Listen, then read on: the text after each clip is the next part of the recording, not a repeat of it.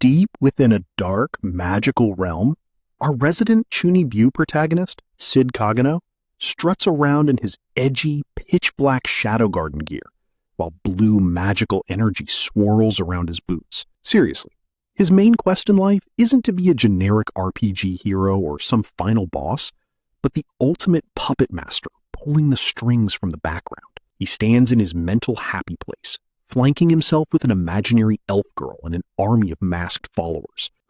Smirking under his hood, like a total dork, whose eyes flash red because he desperately wants to be the Eminence in shadow.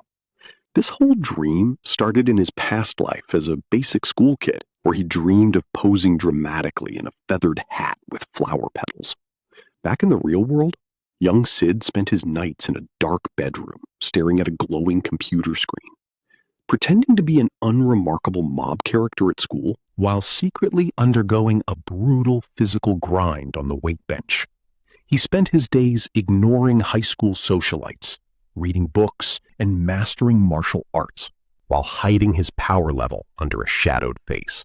He sat hunched over his desk, preparing for his shadow-broken career, fully aware that no matter how much you bench, you still get deleted by a modern military squad in a gunfight. He even calculated that a direct nuclear strike would vaporize him instantly. Which is a massive skill issue for a wannabe shadow deity. So what did he do? He wore a victory headband and crammed his brain with crazy theories to avoid getting nuked, desperately scribbling notes and researching bizarre mystical methods. After losing his mind over a knockoff magic book, he decided he had to unlock actual magical energy. He went on a solo budget pilgrimage wearing a goofy straw hat, meditated under freezing waterfalls, did extreme yoga tree poses, prayed on a random wooden cross, and literally smashed his bare head against tree trunks until he bled. Then, one night on a dark road, he saw flickering headlights. Convinced he'd finally found the magical source, he sprinted toward it and got himself completely pancaked by a massive oncoming delivery truck. Fast forward to his isekai reincarnation as Cid Kagenou, where he retains all those ridiculous memories.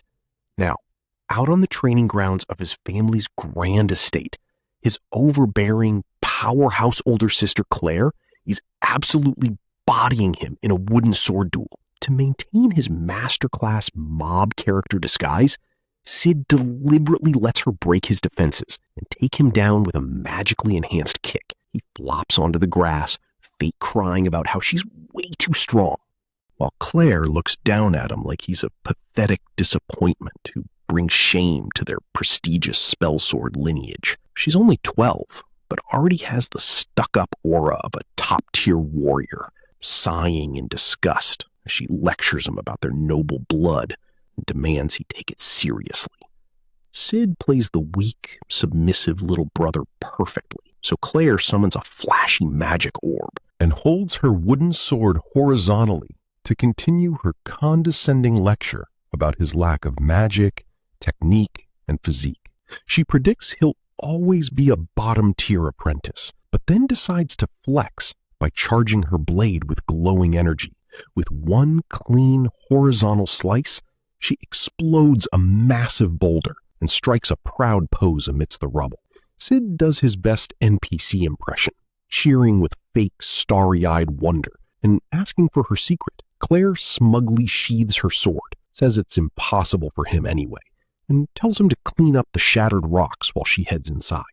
The second she's out of sight, Cid's goofy loser act vanishes instantly. A devious grin spreads across his face, because at just 10 years old, he's actually a max-level magic prodigy. He praises his own flawless acting and starts effortlessly juggling the heavy, broken boulders in a high-speed loop. He balances the heavy stones perfectly on his fingertips and knows he can execute crazy physical feats. He resolves to keep his true fangs hidden like a proper shadow broker. He plays hacky-sack with the rocks, but realizes he still hasn't figured out how to survive a nuke. Since nukes don't exist in this fantasy world, he could technically ignore it, but our perfectionist protagonist refuses to compromise his edgy standards. Eager for a live fire test, he sprints toward the nearby dark forest under the twilight sky, hoping to hunt down some local bandits to test his gear as night completely consumes the woods. Over at a chaotic bandit camp hidden deep in the dark woods, a rowdy gang of bandits is throwing a victory party inside a run-down wooden building. The stubble-faced leader and his light-haired lackey are chugging alcohol and celebrating their successful raid, while a bald thug laughs about how easily they slaughtered a helpless merchant woman and her young boy earlier. In their sick, twisted memories, we see the tragic victims slumped over a bloody cart, while these scumbags mock them. Back in the present, the bald bandit chuckles at how careless merchants are, and the leader smugly begins to recount how he threatened them. He laughs and mutters about making them show their valuables. Suddenly, Cid crashes through the roof like a complete maniac, scaring the absolute crap out of the dark-haired thug and sending the leader reeling. Brandishing his weapon, Cid lunges into the camp, screaming a wild battle cry, leaving the bald bandit sweating in terror and the leader yelling about who this weird kid is. Our boy Cid strikes an edgy combat stance, screams a classic thug line about handing over their valuables, and gets labeled with a hilarious protagonist text box. He demands their gold, pointing his dark slime weapon At the bald thief and ordering him to jump. The terrified bandit complies, and when Cid hears a satisfying coin-clinking sound, he happily claims the loot. The spiky-haired bandit is utterly baffled by this weirdo, but Cid just tells them to stay calm, while claiming he's just a passing, unremarkable midget. He then launches into a full-blown commercial pitch for his custom-made slime suit and slime sword, explaining that slimes can change shape with magic, to the utter horror of the surrounding thugs. In a funny flashback, we see Cid blending caught slimes into jelly to craft an ultra-high conductivity suit and sword, complete with stylized, strong and cheap infomercial slogans. He boasts about their 99% magic conductivity and lunges forward, slashing the bald bandit's chest while offering the gear to the lady of the house. He unleashes a barrage of high-speed aura slashes, instantly slicing open the light-haired bandit and cutting down the reddish-brown thug with a brutal cross-slash. Cid laughs like a literal psychopath with jagged teeth, earning another protagonist label as he turns the entire camp into a bloody blender. Standing in the quiet, blood-soaked camp, he casually shrugs off the massacre. The battered bandit leader glares in pure hatred, and Cid realizes he only has one target left to test his nifty function number 2 on. The desperate leader screams about being a royal capital Bushin master and unleashes a heavy downward slash. The blade hits Cid's chest with a metallic clang, doing 0 damage and leaving the leader in shock. Cid smugly points to his intact slime suit, explaining that it has incredible defensive armor stats. The frustrated leader swings again, but Cid effortlessly dodges while critiquing the Bushin sword style. He flips through the air with extreme agility, leaving the leader completely unable to track his speed. When the leader asks where his sword went, Cid delivers a brutal mid-air kick that sends the boss flying. He reveals that nifty function number 2 lets him draw his slime sword from anywhere, adding a final burn by noting the leader was actually stronger than his sister. Cid stands victoriously among the wreckage, loots a heavy pouch of stolen coins, and dramatically tells the dead merchants that their stolen goods will now fund his rise as the Eminence in shadow. However, his attention is caught by a weird, cloth-covered cage. He pulls back the cover, expecting a slave, only to find a rotting, pale, corpse-like figure that lets out an eerie whistle. Realizing it's still barely breathing, Cid recognizes the symptoms of possession. He recalls how the church claims to purify these cursed people, but actually massacres them behind closed doors to keep the public happy.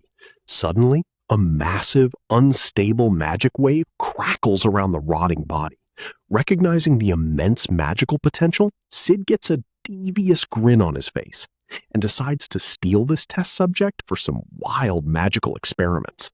Back at his secret forest base, after several days of intense magic tweaking, Cid stands in his academy uniform holding a cleaver and a hammer, admitting he was completely shocked by the results of his experiments. It turns out the gross, rotting blob of flesh was actually a gorgeous, top-tier blonde elf girl. Cured and radiant, Alpha stares at her healed skin in absolute disbelief, immediately kneeling before Cid with tears of intense gratitude and offering to devote her entire life to him. Cid casually dismisses the heavy proposal, but internally, his Chunibyo brain starts spinning. He sits on a crate and asks if she wants to be his follower in Shadow Garden, which predictably confuses her. Realizing she has absolutely no idea what he's talking about, he knows he needs to set a concrete goal. After quickly brainstorming a wild fantasy trope to manipulate her, he declares her name is now Alpha and makes up a massive lie on the spot. He gravely announces that their grand mission is to stop the resurrection of the demon Diabolos. Alpha, sweating in confusion, asks if he means the demon from the fairy tales.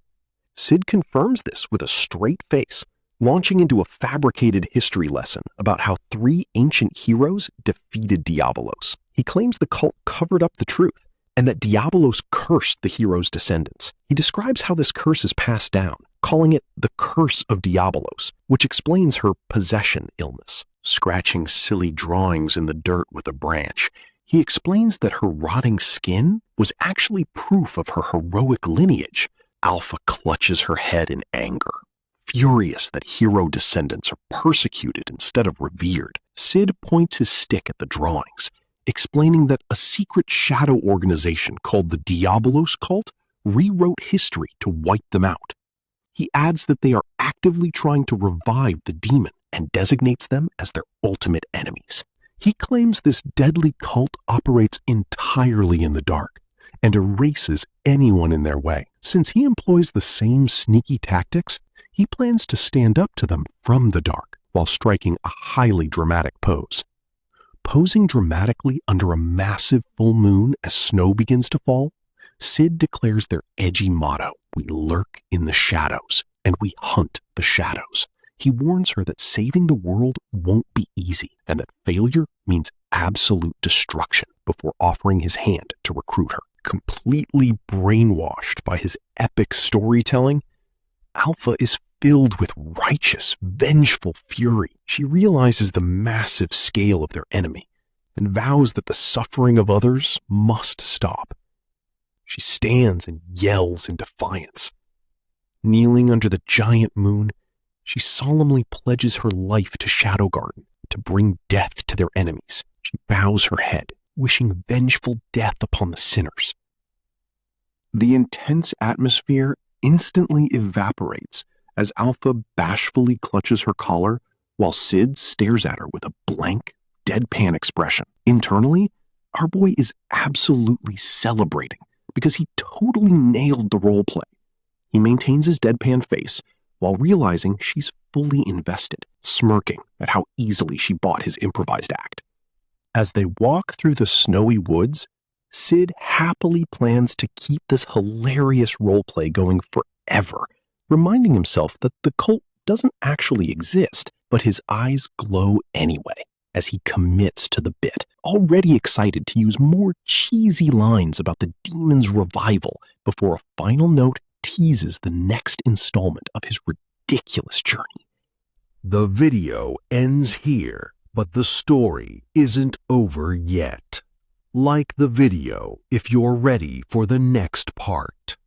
We open under the clear skies of the Kagenou estate grounds, where Cid quietly reflects with Alpha on their lengthy 3-year journey since the glorious founding of Shadow Garden. Now that he and Alpha are 13 and his aggressively overprotective sister, Claire, has turned 15, she is legally obligated to attend the capital's magic school. But before she can leave, she corners him in her new uniform, threatening violence if he doesn't say she looks good. Cid's sister would have left, But her plans are completely derailed on the day of her departure, because as the dramatic narrator and our panicked protagonist shout in unison, his sister was suddenly kidnapped in the second episode of this ridiculous journey.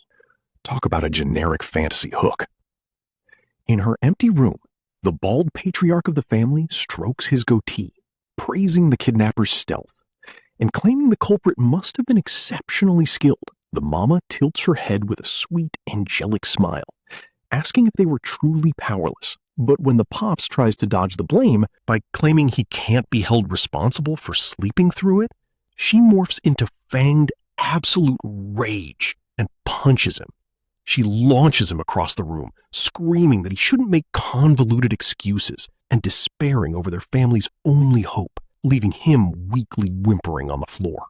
Watching his parents fight, Cid nervously wonders if his hairline is doomed. He shrugs it off, walking down the quiet hallway, musing on how magic lets women be exceptionally strong and frequently makes them heirs. Content with his lack of presence, he slips through the lavish parlor, completely content with his unremarkable status. Then he enters his bedroom to lock his door, exhaling deeply as he lets his background character mask slide. Sensing a stealth build by his window, he calls out to his subordinate, prompting Beta to step out from the white drapes, clutching a bundle of gathered documents. Cid questions where Alpha is, and Beta reports that she is looking for Claire's tracks, before adopting a grave tone to announce that the culprit is a high-ranking officer of the Diabolos cult, specifically one of their highest-ranking commanders. Fully committing to the bit, Cid asks why they took his sister,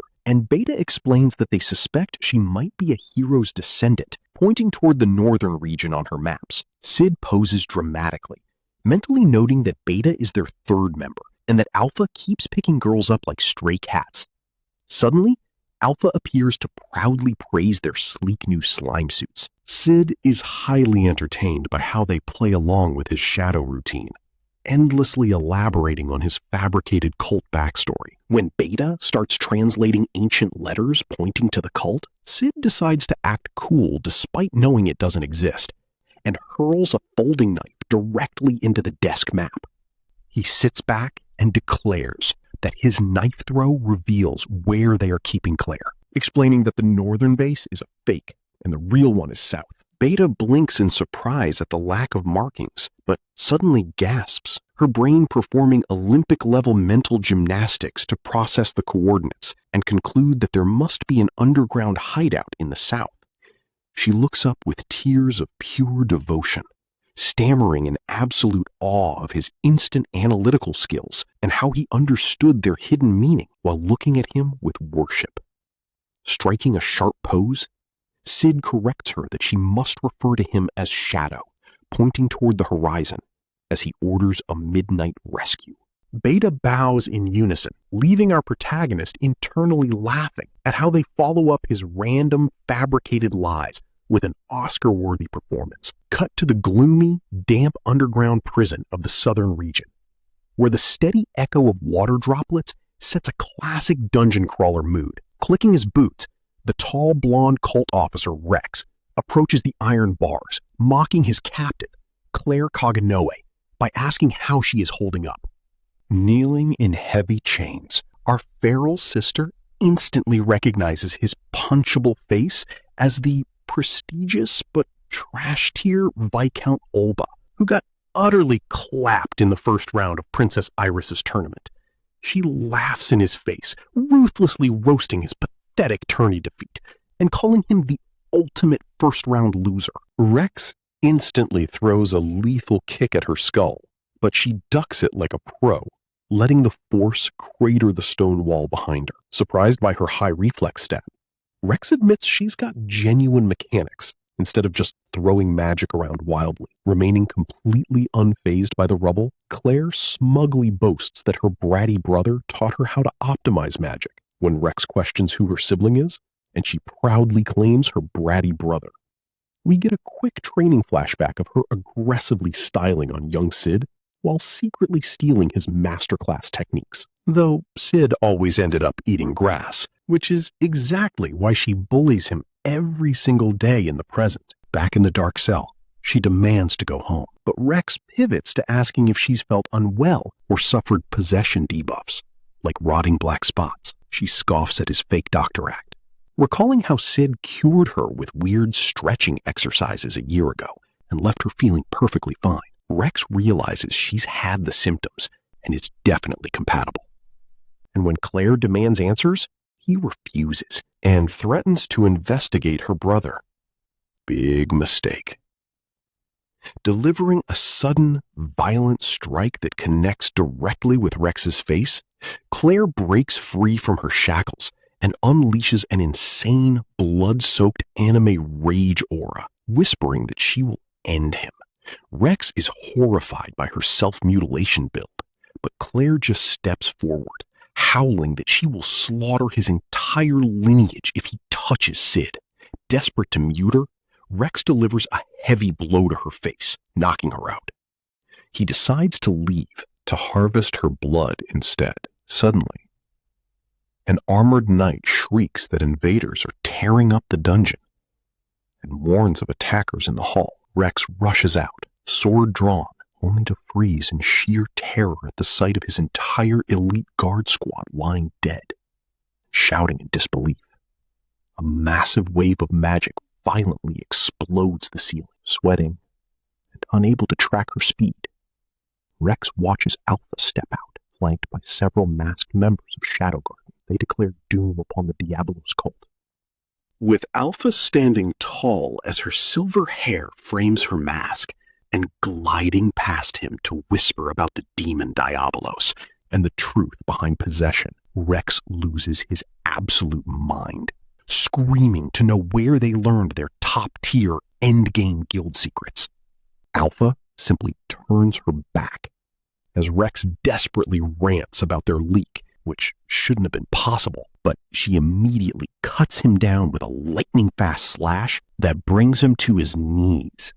Smiling beneath her mask, Alpha claims they won't kill him as her nearby subordinate giggles because they need info. Cornered, Rex swallows a shady rage-enhancing pill, while Alpha watches calmly, triggering a grotesque awakening transformation that shatters the floor. While the Shadow Garden babes stand perfectly unbothered, Beta flags his escape through the wall and urges to chase.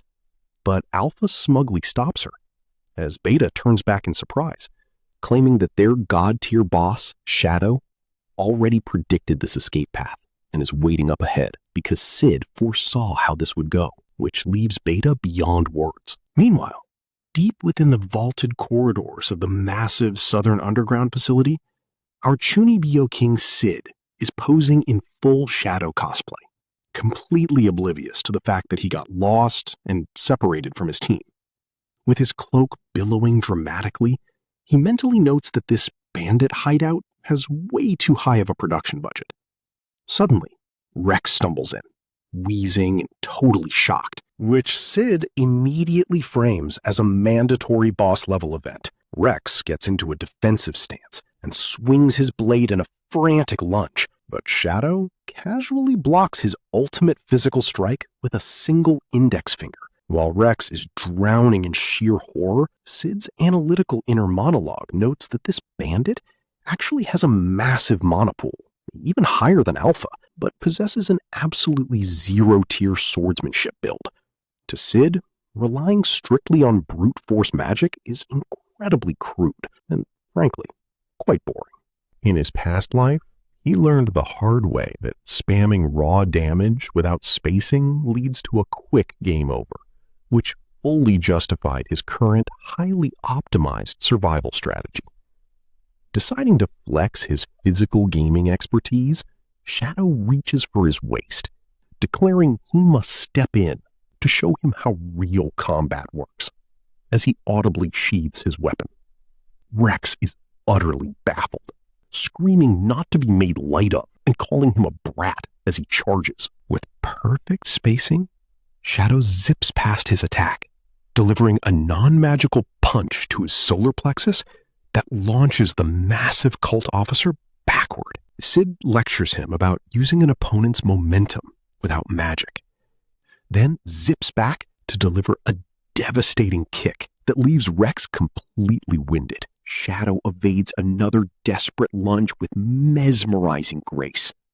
Facing an absolute wall of skill, Rex has a classic villain flashback to his childhood training, remembering how utterly helpless he felt against his former master, realizing this boy's power gap is just as vast.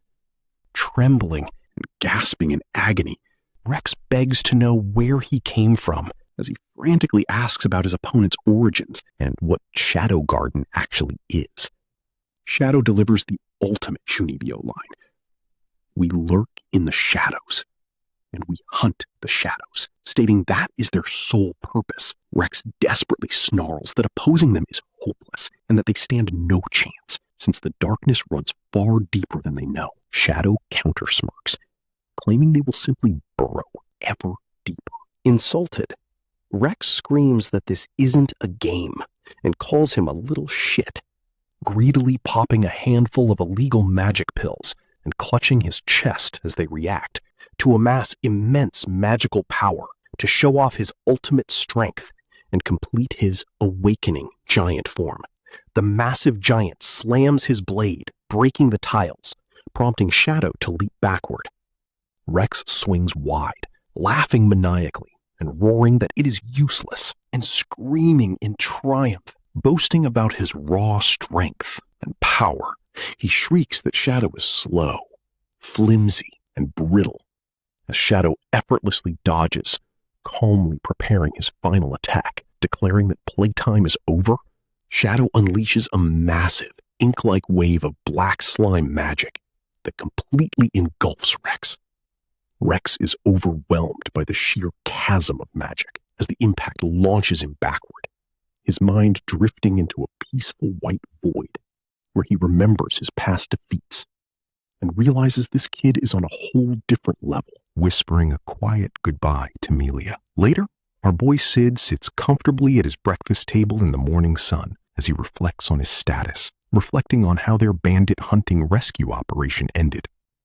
His sister Claire's hands healed instantly, allowing her to head to the capital, though she annoyed him by poking his cheek beforehand. Cid mentally praises the bandit boss for playing his role so well, secretly thrilled he got to use his burrow ever deeper line. He notes that Alpha and the rest keep adding absurd, world-scale lore about a global conspiracy where they capture compatible targets to their imaginary cult, but he completely ignores their elaborate backstory. When they announced they were leaving to travel the world, he assumed they were just letting him down easy and retiring from the game. He feels a bit sentimental sitting on his roof, watching the sunset cast long shadows, knowing he's just a wannabe acting tough, but looking forward to joining the Capital School in 2 years to attend classes at the Capital. And with the narrator teasing that his road is long, Cid raises his fist to the setting sun, swearing to grow strong and keep working to become the true Eminence in Shadow under the setting sun. We kick things off in a dimly lit, abstract mental space where our Chunibyo-in-Chief is busy role-playing on an imaginary throne as he lays down his absolute golden rule. An elite shadow mastermind must always pass as a flawless, bottom-tier background NPC. In his mental visual, a massive venomous serpent rears its head, representing the ultimate truth that the legendary Shadow Eminence and a generic mob character are literally two sides of the same coin. He compares high-tier powerhouses to a basic frog sitting uselessly on a rock, reminding us that even in his past life, he wore a standard gym jersey and meticulously optimized his physical movement just to master the art of being totally unnoticeable. Cut to the massive gates of the Midgar Royal Spellsword Academy, where Cid arrives resolved to continue his flawless run as a complete ghost. Inside the high-windowed classroom, he flaunts his academic report card, celebrating a solid 2 months of maintaining perfectly subpar average grades to completely blend in with the local crowd. But of course, his peaceful grind is instantly griefed when his C-tier NPC buddy, a smug barony son named Hyoro, calls out to him and asks how he did on the practical. while his round-faced sidekick Jaga boasts about their B ranks. Cid calmly shows off his garbage C rank, claiming low mana, only for Hyoro to lean in with a sneaky grin to remind him of their pre-test wager, specifically the rule that the lowest scoring loser has to face a devastating penalty. Meanwhile, out in the corridor, a random rich boy with imaginary roses gets brutally rejected by the Academy's top-tier idol, Princess Alexia Midgar, who looks like she would rather watch paint dry. The local spectating students watch from behind a doorway, gossiping about her dumping a high-status duke's son in record time, prompting Hyoro to explain that she's the school's untouchable royalty. Jaga notes her future is probably just a cold political marriage anyway, but Hyoro smugly insists she'd fold if you're stubborn enough, which is when Cid finally chimes in with an annoyed expression and begs to skip this cringe penalty game. Hyoro violently denies the request, yelling that losing the bet means Cid has to confess to a girl. Cid puts on an award-worthy performance of pure, trembling embarrassment, while Hyoro cackles in his face, openly admitting he just wants to watch a pathetic chump get socially obliterated. Cid sighs at his friend's trash behavior, as Jaga happily calculates a 100% fail rate, and Hyoro shoves him toward his doom. Cid dramatically shakes his fists, but the second they look away, his face twists into a manic, unhinged grin, because this is literally his dream scenario.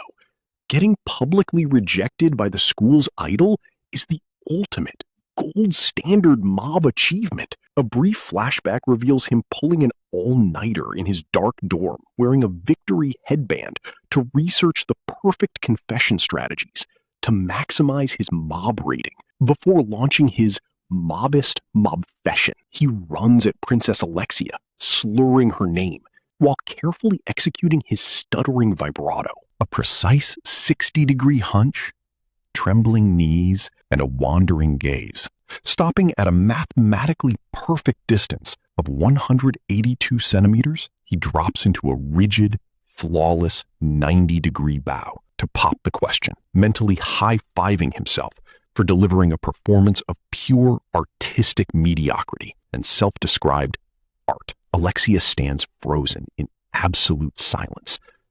But instead of the expected soul-crushing rejection, she grabs his hands with an ethereal, angelic smile and happily accepts the proposal. Cid's brain completely blue screens, and as he stutters in absolute horror while she casually confirms the relationship, a silent, gargantuan scream of existential dread echoes through the school, because his perfect mob build just got hijacked by a forced rom-com protagonist route. We cut to the bustling academy cafeteria, where Cid sits over his meal staring with a severe frown of pure confusion at his plate. Jaga sits next to him, and Hyoro scowls, agreeing that this entire situation is incredibly suspicious. Cid rants to them about the math not adding up. How does a girl reject a high-tier duke's son, but instantly accept a certified nobody? Hyoro lazily tells him to just shut up and enjoy the win, before screwing up his face to mockingly insist that the princess is probably just using a plain loser as a joke to cleanse her palate from handsome guys like him. Cid stares back with absolute deadpan energy, while the surrounding NPC classmates huddle nearby, whispering absolute murder and throwing lethal daggers with their eyes. This immediate aggro sends a jolt of panic through Cid's nervous system as he realizes standing out like this will completely ruin his hidden mastermind playthrough. Dripping cold sweat, he tries to salvage his cover by casually claiming he's going to dump her immediately because she's way out of his league. The boys gasp in shock, and Cid double downs on his escape plan while picking up some food and swearing them to absolute secrecy about the penalty game.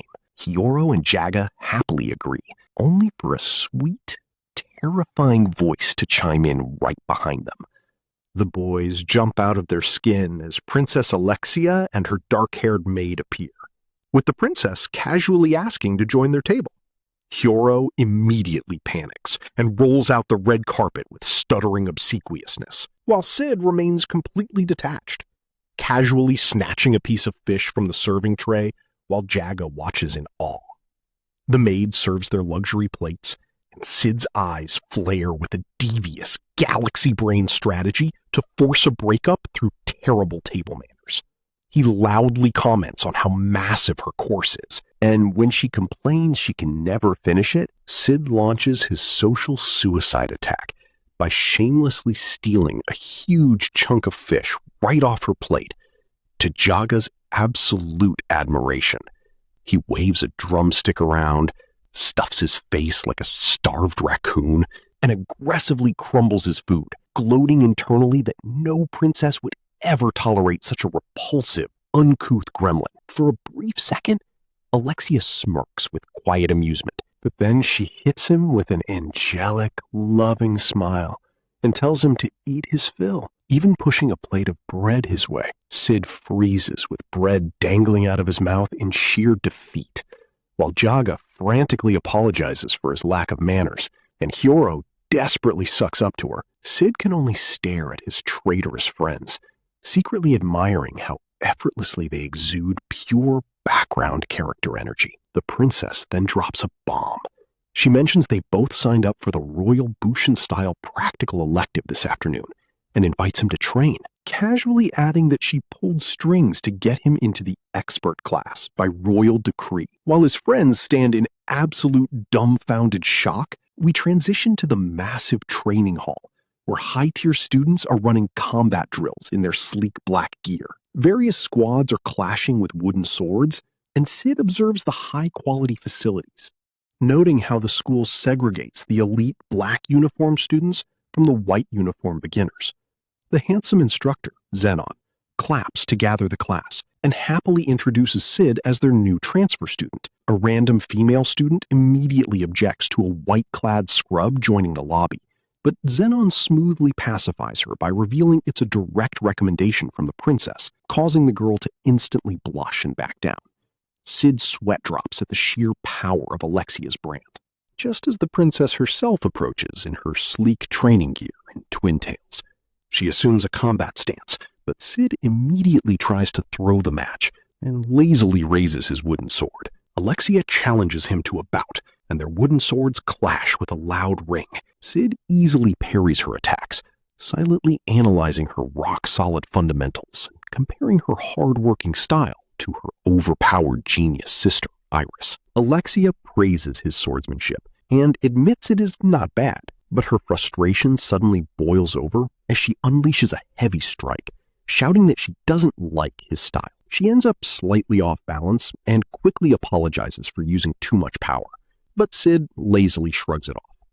Suddenly, Zenon interrupts to scold Alexia, and she quickly turns around as the instructor hands Cid a fresh practice sword. Cid takes it with a basic nod, and Zenon praises his impressive freshman moves before launching into a lecture about how the Royal Bushin style revolutionized the meta and why it's accepted by the younger generation.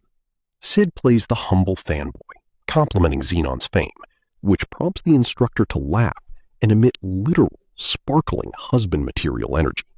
Annoyed by this smooth display, Alexia aggressively steps between them, and as she grips her sword document, she suddenly yanks Cid into a crushing, highly suggestive embrace. This leaves Cid standing absolutely rigid, his soul escaping his body in a frozen, deadpan face of absolute existential despair.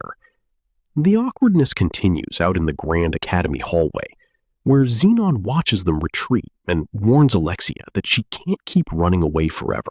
The princess cold shoulders him, claiming she's just a child who doesn't understand adult politics, and immediately grabs Cid's arm to drag him away as their footsteps echo. Zenon's dark silhouette stands motionless, watching their exit, while Cid glances over with an incredibly bored expression. Looking out at the majestic stone courtyard, Cid finally pieces the puzzle together and confronts her. He points out that Zenon is clearly her fiancé candidate, and that Cid is just being used as a human shield. Alexia casually shrugs it off.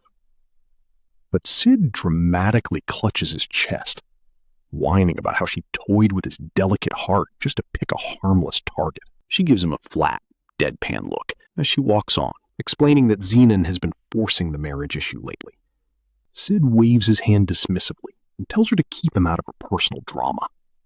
But Alexia suddenly corners him with a smug smirk and addresses him as Mr. Penalty Game Loser. Cid's heart skips a beat as his brain tries to reboot, attempting to play dumb and sweating profusely. She reveals that his round-faced buddy Yaga, or Pot as she calls him, instantly spilled all the beans the second she said hello, prompting Cid's soul to burn with pure rage. Cid vows to turn his traitorous friend into actual mashed potatoes. Alexia deadpans that he's mixing his inner thoughts with his spoken lines before instantly flipping the switch to fake tears and threatening him with execution for making a princess cry.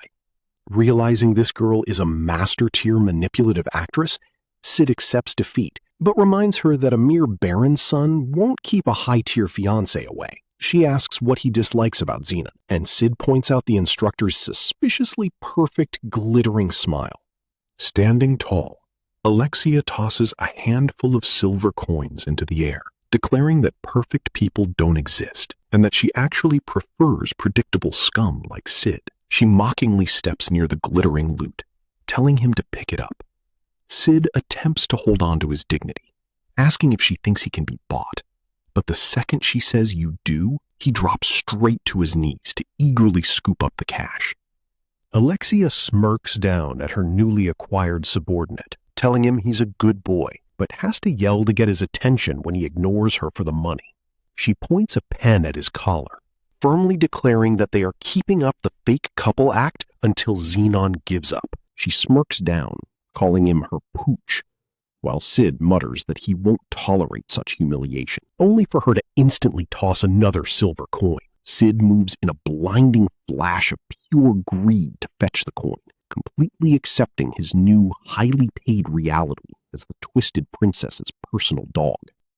We kick things off in the Grand Training Hall, where Cid has spent 2 agonizing weeks playing the part of a fake boyfriend. Sure, her polite public act makes him want to vomit, but when they're alone, she reveals her actual, delightfully twisted self. Instead of falling for her cute, blushing smile, our boy Cid maintains a flawless, stone-cold, unimpressed gaze, fully immune to her charms because he spent his past life failing to beat high-difficulty RPGs after falling for deceptive boss waifus, making his current strategy to keep his feelings at a solid 0. She immediately points out the terrible dog sketch on his robe, laughing and calling him her personal pooch, before demanding he fetch her some water. Cid tries to act tough and refuses to be her servant, but the split-second sound of a silver coin hits his ears, and his body autopaths at supersonic speeds to deliver a freshly poured glass. She praises her highly convenient, money-driven dog, leaving Cid to curse his own god-tier Pavlovian cash reflexes. During their wooden sword spar, the princess starts venting about how instructor Zenon acts like a well-adjusted adult. She complains that he doesn't even bother trying to sabotage her, which deeply pisses her off because his effortless skill makes her feel utterly inadequate. Cid, playing the ultimate background character, casually shrugs off his prowess and easily parries her attack, while asking if they aren't basically on the same level anyway. Alexia admits she's worked hard and is relatively strong, but her mood immediately plummets as she compares herself to her cheat code sister, whispering that she has 0 talent and that everyone calls her swordplay mediocre. She flashes back to a soul-crushing memory where she felt microscopic standing in her sister's shadow, especially when her golden child sister patronizingly claimed she liked her sword style. That single compliment made her despise her own style forever. But then, Cid gets surprisingly real, telling her he only hates her style because it's just as gloriously basic as his own, throwing in a casual grunt. He breaks the fourth wall of NPC behavior by admitting he's an awful person who wouldn't care if 1 million people died, and that if she got kidnapped, he'd literally just laugh. But he argues everyone has their own weird, highly optimized priorities in life, even if others think they're completely trivial. So if their swordplay is truly identical, then he genuinely likes her style. Alexia flushes hard, suspicious of his sudden main character energy. But Cid immediately downgrades back to lazy NPC mode, saying he just hates when things he likes get trashed. This completely shatters her defense, and she abruptly calls off the session to walk home alone. Cut to the school cafeteria, where the Academy's premier NPC trio is finally reunited. Cid's bald classmate is hyped to finally eat together again, while his wavy-haired friend is seething with raw, maidenless jealousy over Cid's daily princess dates. Cid just glares at them, calling them straight-up traitors. The bald kid frantically rubs his dome, arguing he already shaved his head as an apology, though Cid bluntly points out he was always bald. The blonde classmate immediately asks how far they've gotten physically, but Cid shuts it down with a tired shrug. Suddenly, a shadow falls over their table as the handsome, final boss-looking instructor Xenon looms over them, prompting Cid to snap back into his polite student routine. Xenon gravely asks to speak with him in private, telling him to stay calm. Cid acts confused as Xenon drops a massive lore bomb. Alexia didn't make it home yesterday. The blonde classmate lets out a hilarious, high-pitched scream, while Xenon explains they found her shoe and signs of a struggle, meaning she's been kidnapped. Externally, Cid is sweating bullets in classic horror, but internally, his dark, petty brain is cheering. That is, until Xenon adds that Cid is their only suspect, summoning a squad of heavily armored royal guards. Before he can even process the setup, a light-haired knight aggressively grabs him, dragging him off to the interrogation room. Meanwhile, over at the imposing Knights Order headquarters, we find two figures looking out of the massive glass windows as Princess Iris Midgar regally notes she has a firm grasp on the situation. She narrows her eyes, declaring that Cid looks incredibly suspicious, and asks Marquis Xenon for his take. Xenon, acting perfectly composed, agrees that most people suspect the kid, but dismisses Cid's abilities, calling them the absolute embodiment of mediocrity. He pictures the poor mob kid getting harmlessly bullied in an interrogation cell, concluding he simply lacks the stats to pull off a royal kidnapping. Iris wonders if Cid had accomplices, but Xenon dismisses this, predicting the boy won't talk under pressure anyway. Right on cue, the heavy doors slam open as Cid's terrifyingly overprotective older sister, Claire, bursts into the room. She completely cuts off Iris's train of thought about keeping tabs on him, desperately begging the princess to release her brother. Stunned by this sudden breach of security, Iris gives a cold, authoritative glare, demanding to know who this girl is. Xenon immediately panics, scolding Claire for her utter lack of manners in front of royalty. Claire ignores him entirely, fiercely declaring her name and her absolute devotion to her little brother. Xenon quickly backtracks to explain she's actually an elite trial member of the Order, prompting Iris to generously let the girl speak. Claire wastes no time, passionately arguing that her brother is innocent and has been brutally tortured for 5 days straight. Iris tries to save face by telling her not to use the word torture, coolly explaining that they are just conducting a routine, highly thorough investigation. Claire's anxiety spikes as she points out that Cid faces execution if the true culprit isn't found.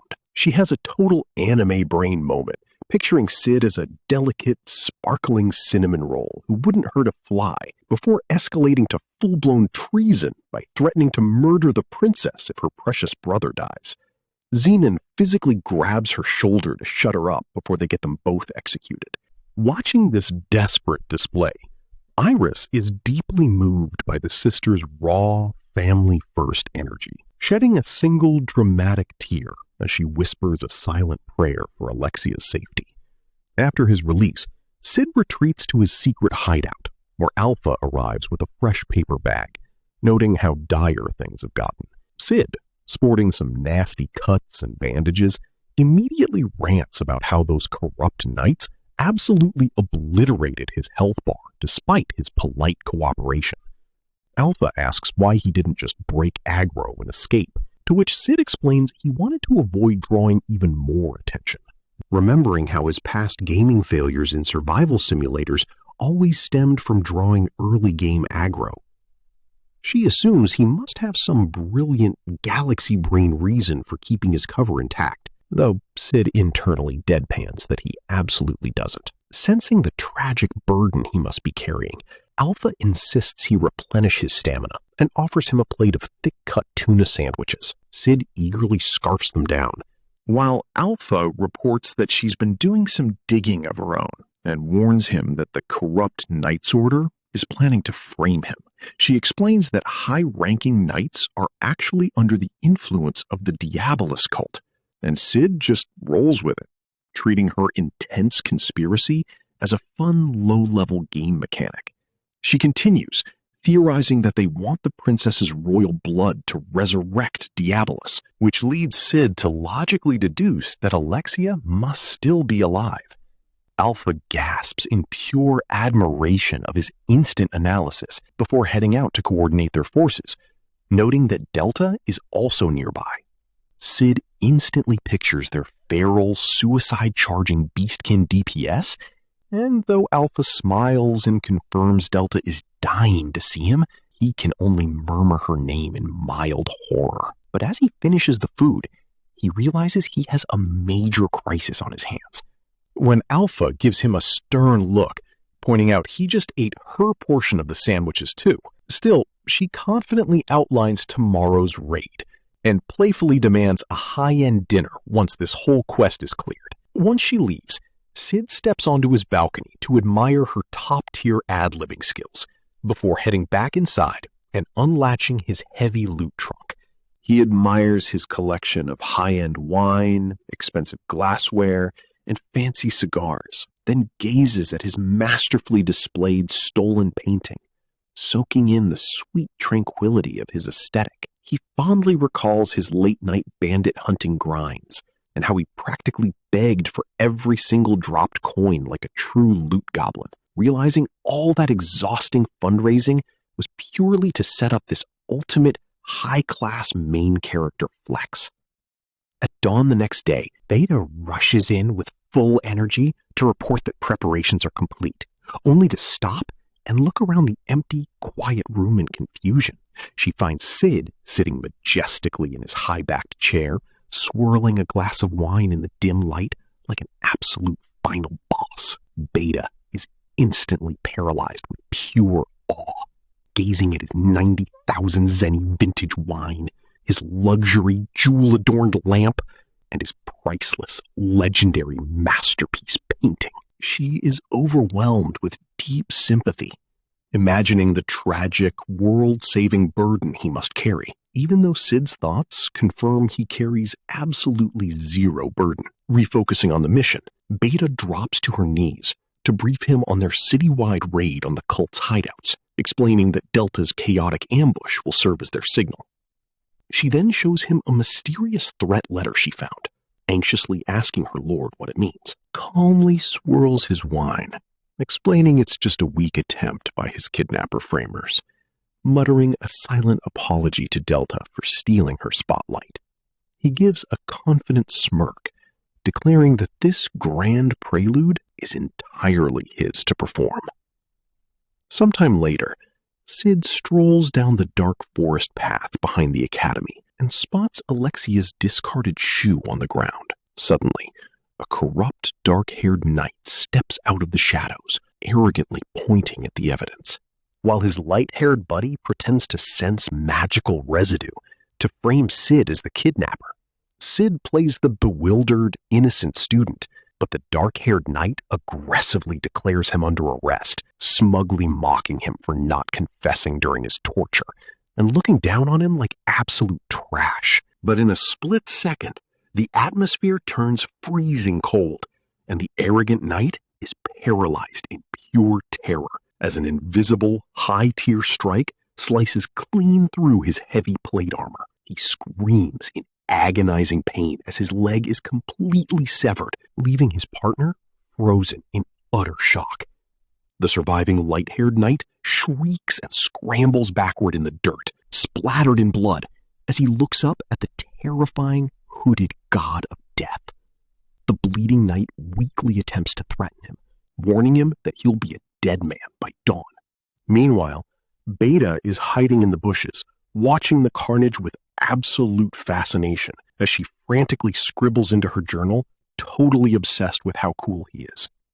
Cid raises his glowing slime blade, chillingly stating that there's nothing to fear, his eyes flashing with zero mercy beneath his hood, as he promises that by dawn, his swift strike will finish them, ensuring that all will be over. As a massive explosion echoes in the distance, Cid notes that Delta has officially started her rampage, then turns to his loyal subordinate, telling Beta it's time to move. Beta immediately salutes with a blushing, starry-eyed smile, leaving our ultimate mastermind to smirk into the night, whispering that the grand nocturne has finally begun as he prepares to dance across the battlefield. Deep inside the damp, labyrinthine tunnels of the stone corridor, our favorite chaotic beastkin dog girl Delta is currently speedrunning a dungeon raid with absolutely zero chill. The local guard mobs are having a total breakdown. One guy with a distinctive eye patch screams, "Stop! What did we ever do to you?" while his heavily armored buddy cowers in pure terror, yelling, "Eek! What the hell are you?" A random brown-haired soldier tries to reach out, begging, "Help me!" But Delta is locked in her savage, combat-ready stance. The narrator even pops in to remind us that her crazed eyes and fiendish grin look like a literal nightmare amidst the darkness, right before she swings her ridiculously oversized black sword like a baseball bat, slicing through the guards and sending them crashing into the masonry. Meanwhile, outside, a massive, bright explosion tears through the city skyline. Alpha is perched atop a clock tower, like an edgy, self-serious Batman clone, complaining that Delta has absolutely zero respect for property damage limits. But she puts on her black mask anyway, muttering that it's time to make her move. Back inside a silent, abandoned prison cell, the dust of the battle is settling. Our captive princess, Alexia Midgar, finally wakes up on a cold stone slab, groaning, "Where am I?" Instead of having a typical fantasy princess panic attack, she instantly boots up her internal tactical analysis and notes that her wrists are bound by magic sealing shackles. She quickly adopts a cynical, "not this crap again" attitude, realizing she's been generic kidnapped, but her thoughts quickly drift back to school, wondering if her favorite submissive pooch, Cid, is doing okay. Suddenly, chains rattle in the dark corner of the cell, and she calls out, hoping it's her pet dog boy. Spoiler alert, it's not. It's a massive, pale, skull-faced mutant named Amelia, chained up like a final boss prototype.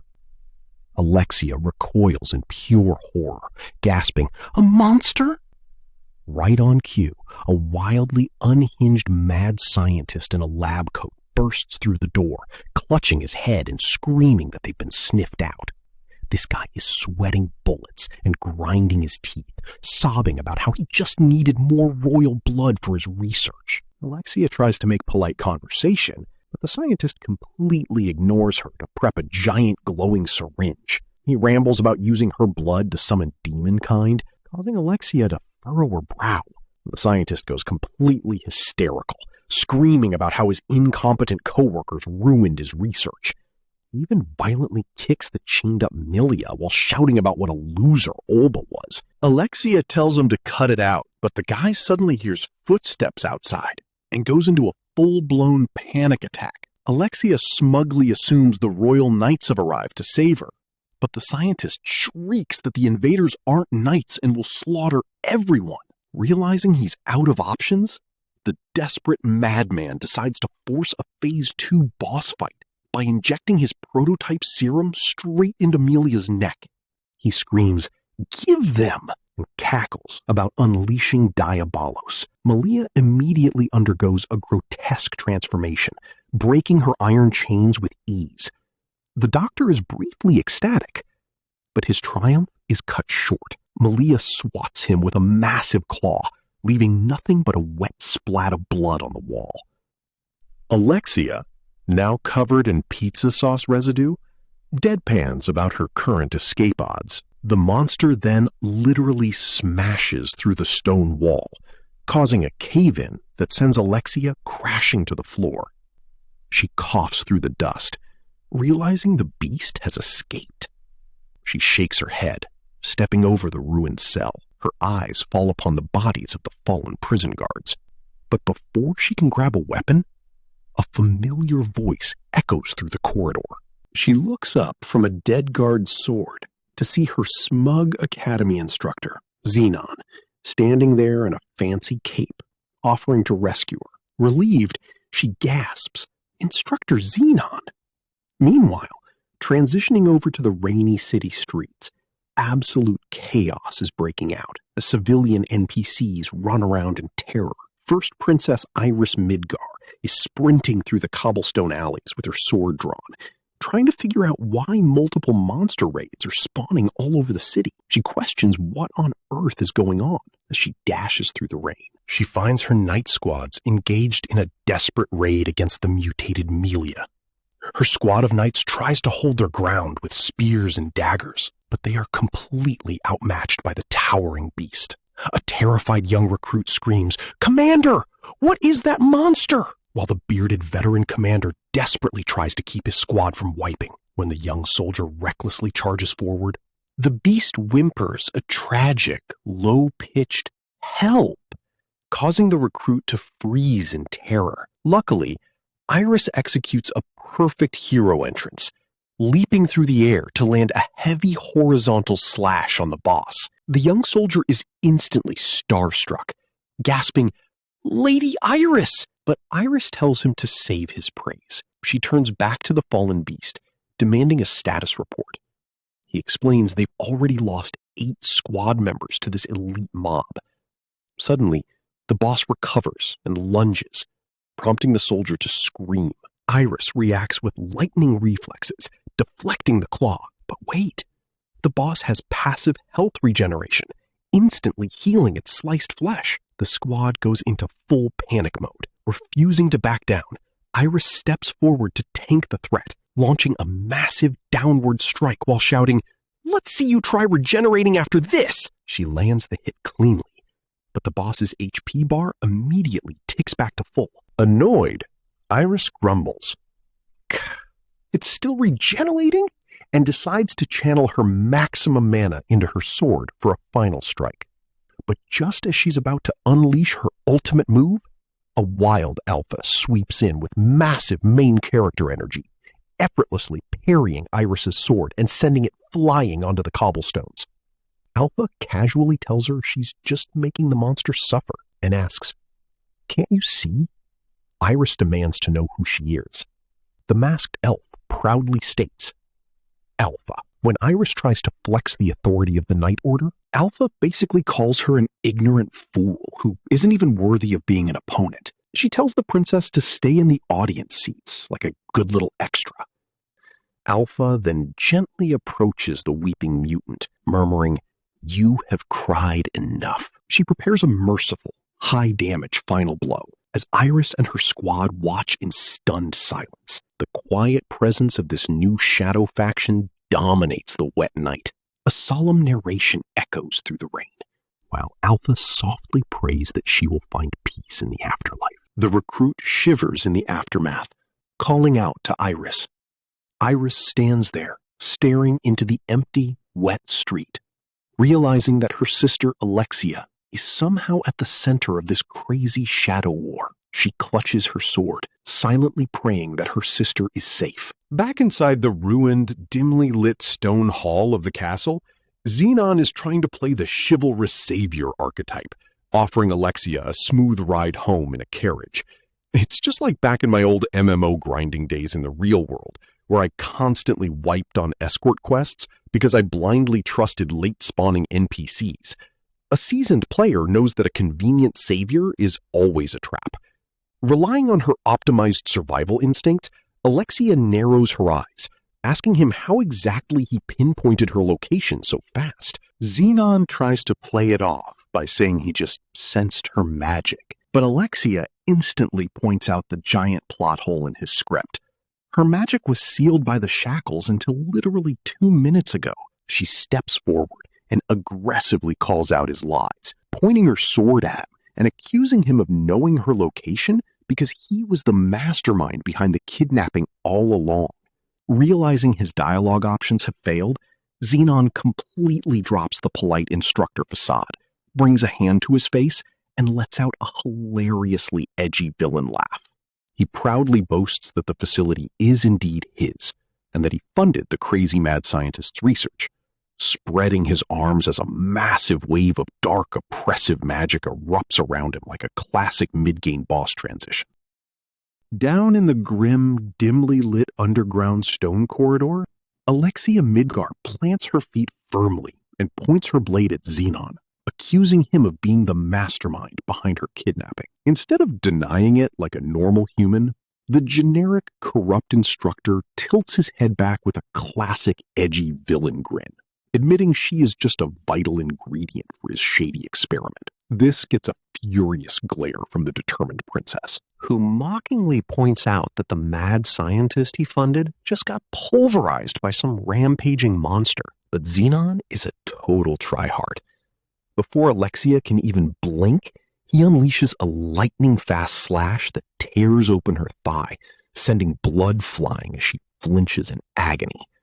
He literally screams that it doesn't matter, as long as her blood is safe, while staring at his freshly stained blade. Clutching her bleeding leg, the annoyed princess grimaces and asks if he's researching frickin' vampires. But Xenon ignores her sassy retort and tells her to shut up and follow him, his face contorting into a power-hungry mess as he brags that this project will earn him the 12th seat of the Knights of the Round. Alexia is left completely confused by this generic lore drop, which triggers a cliché mental slideshow of 12 ominous cloaked figures who rule the shadows with wealth and power. He returns to the present, staring at his gloved hand like a classic mid-game boss, and claiming her blood is the final key to his promotion. Then, with a mocked sigh, he admits he would have much preferred her sister, Princess Iris, a low blow that hits Alexia's deepest insecurities. Losing her cool, she lunges forward with a furious scream to slash him, but Xenon matrix dodges the strike, mocking her for dropping her proper princess facade. She recovers instantly, shouting that she could ask him the same thing, as their swords clash in a massive shower of sparks. Xenon effortlessly parries her, mocking her shoddy sword, but Alexia pants heavily and declares that she knows she can't beat a genius in a straight fight. She drops her voice to a focused tone, explaining that she has been training for a reason, visualizing her legendary sister Iris as she unleashes a flawless diagonal slash. She leaps high to bring down a heavy strike, forcing Xenon to block with one hand. The sudden shock of her mimicking Iris's technique completely wipes the smug grin off his face, and Alexia lands gracefully, promising to execute him herself. Xenon stands completely still to analyze her stance, slowly raises his gloved hand, and terrifyingly licks his finger as he decides to finally take her seriously. Alexia gasps as his magical aura spikes, and Xenon boasts about showing off his true, non-instructor swordplay. He roars about how a Knight of the Round fights, gathering jagged black magical energy around his sword. He brings it down with crushing force, making Alexia scream as she barely blocks it. The overwhelming shockwave shatters the floor, forcing her to her knees before her sword completely shatters into useless metal shards. Xenon walks away, looking back to toss out one final emotional damage line about how she'll never be like her sister, and that talentless effort is just a cheap imitation.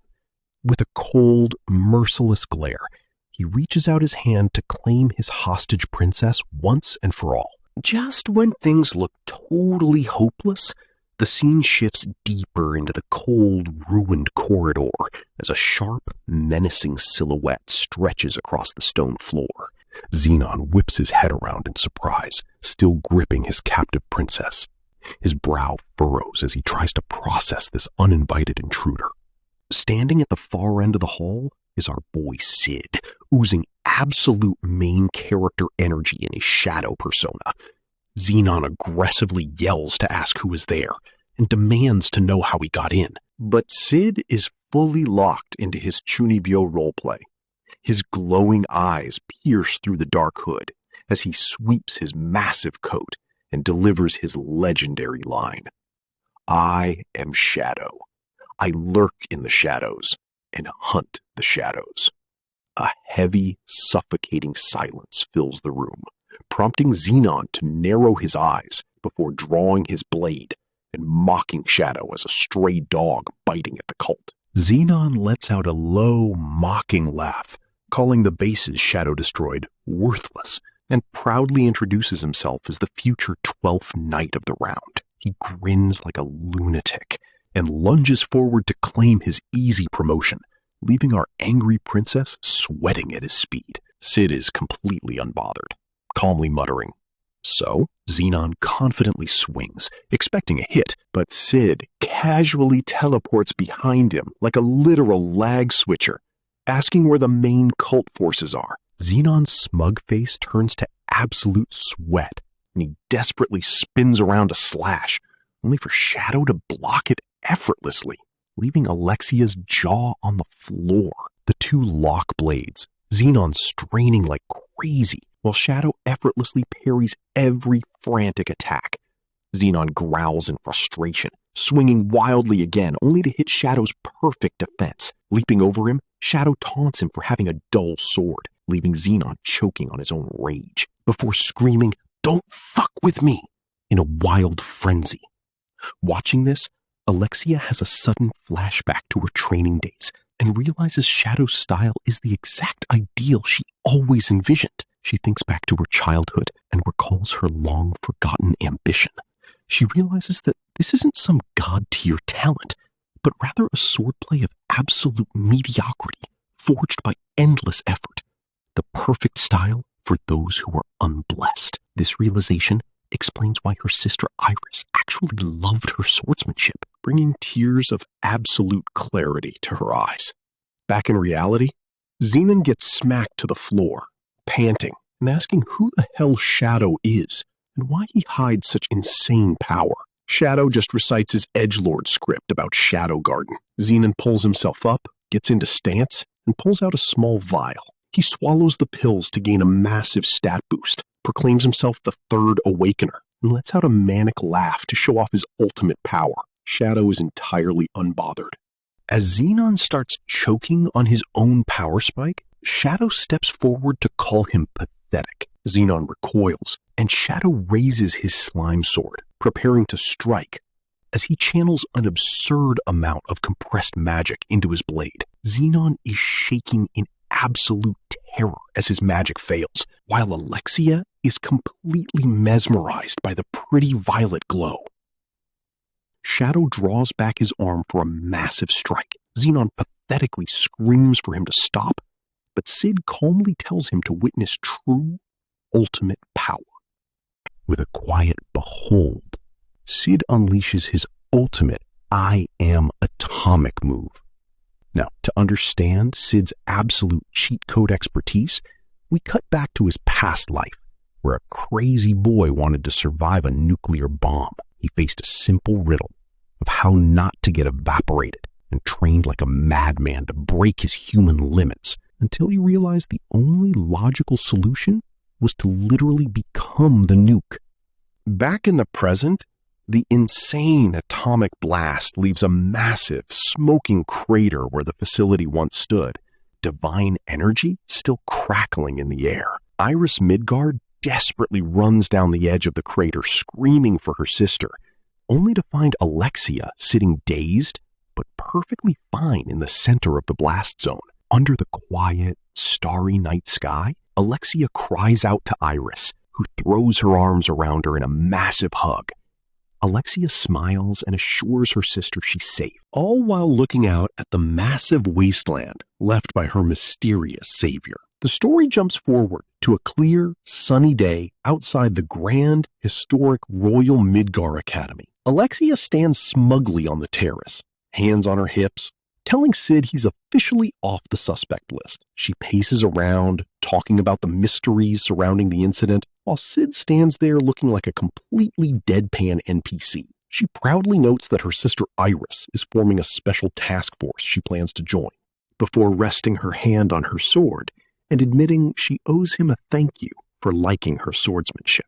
Clasping her sword, she smiles genuinely and says she finally likes her own style, before quickly putting her tsundere mask back on to clarify he didn't actually help with that. Cid just rolls his eyes and mutters a dry, "Great phrasing." Alexia blushes, and seeing him walk away, she notes they don't have to fake being lovers anymore. But then she gets incredibly bashful and suggests they could actually keep dating for real, hoping he wouldn't mind.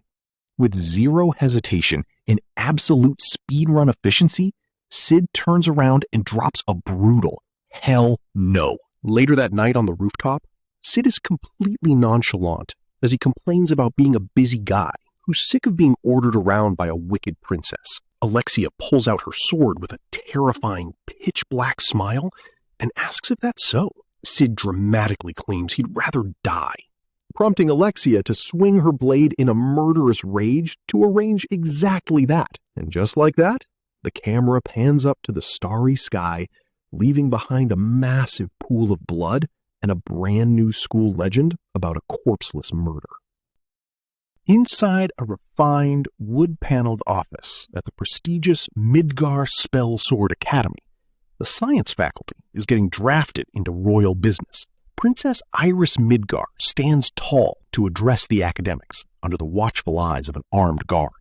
She enlists their help to learn something new, turning her gaze to the quiet prodigy, Sherry Barnett. Sherry studies the intricate etchings on a strange, heavy relic, explaining that it's highly encrypted with ancient runes. Iris's expression turns grave as she reveals it was left behind at the remains of a base belonging to the Diabolos cult, which was wiped out by a mysterious explosion. Hoping Sherry can decipher it, Iris is met with the young student's modest hesitation. Hearing this, her adoptive father leans forward with a reassuring smile, expressing total faith in her bright future. But when Sherry calls him vice principal, Ruslan playfully teases her to call him daddy instead. Refocusing on security, Iris promises to assign guards to protect the artifact, warning that the cult might try to retrieve it. Since they can't trust the Knights after Xenon's betrayal, Iris reveals her newly founded elite unit, the Crimson Knights. Glenn, her scarred vice captain, instantly salutes in agreement. Suddenly, Princess Alexia demands a spot on the guard detail to investigate her savior, Shadow. When Iris pulls the overprotective big sister card and denies her, Alexia unleashes the ultimate tactical blackmail by threatening to expose Iris's habit of sleeping with a giant bear plushie. She even ruthlessly exposes Iris's cat-patterned panties to the entire room. Horrified and completely defeated, Iris immediately folds, assigning Alexia to less dangerous tasks as the intense meeting comes to a quiet close. The next morning, the action shifts to the bustling commercial streets of Midgar, where Cid is busy pretending to be a background character. He treats this fantasy world exactly like a sandbox RPG, utilizing the ultimate gamer strategy of pretending to be a low-level mob to avoid aggro. Walking down the road, Hirogari asks if there are any romantic developments with the princess. Cid casually responds that they broke up, while Jaga waves his hand in complete disbelief. Cid maintains his stoic pace, explaining that she was more into smacking his internal organs. To cheer him up, Hyoro promises to take him to a nice place, while Jaga eagerly asks if it has raunchy stuff. Hyoro dismisses the vulgarity and points toward a massive, highly decorated stone building A massive crowd of eager shoppers surrounds the entrance, which displays a polished sign for Mitsugoshi Trading. Hiyoro proudly boasts about a legendary sweet called chocolate, smugly posing as he explains how sweets will make ladies swarm them. Another student teases him for being single, causing Hiyoro to flail his arms defensively. Cid, meanwhile, is curious about what chocolate this world has to offer. Just then, a beautiful shop representative with long, wavy hair addresses the crowd, smiling as she warns that the wait time is up to 80 minutes. Hiyoro's jaw drops in absolute panic, and their shaved-head friend stresses that they might miss curfew. He nervously mentions rumors of a dangerous slasher roaming the capital, sparking Cid's mild intrigue. Down a dark, nearby alleyway, guardsmen discuss the slasher's heavy casualties, pointing to a fellow knight lying dead in fresh blood. Back on the street, Hiyoro arrogantly dismisses the danger, immediately trying an awkward pickup line on a passing lady.